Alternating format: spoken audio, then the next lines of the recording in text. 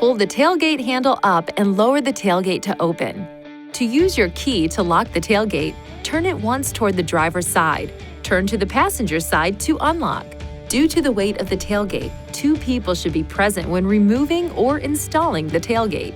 Your vehicle is equipped with a rear camera. It must be disconnected before the tailgate can be removed. Please refer to your owner's manual for further instruction. To entirely remove the tailgate for greater ease in certain loading operations, first release the tailgate support cables. Hold the tailgate at a 15-degree angle. Pull it out from the left side hinge.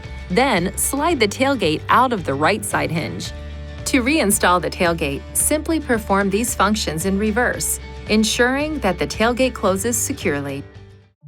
Please see your owner's manual for important safety information, system limitations, and additional operating and feature information.